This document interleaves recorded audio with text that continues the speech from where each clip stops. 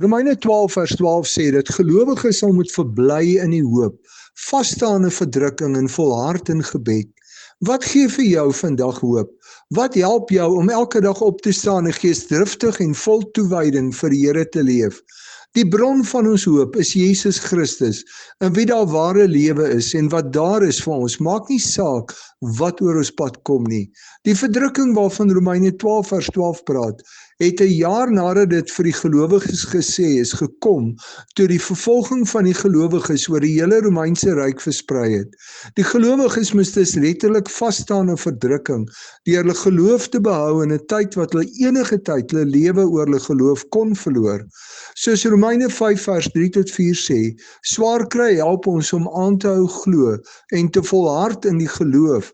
En soos ons deur die moeilike tye gaan, kry ons hoop, want ons sien dat Christus se genade vir ons genoeg is. En so help dit ons om die Here bidtend met ons lewe te bly vertrou.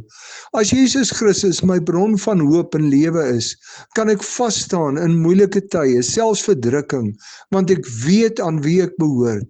En omdat hierdie tye my aan die einde van my eie krag bring, vertrou ek hom bidtend met my lewe, want ek hou vas aan wat hy vir my gedoen het. Verbly jy jou in Jesus Christus as jou bron van hoop en vertrou jy hom bidtend met die moeilike tyd waarin jy leef.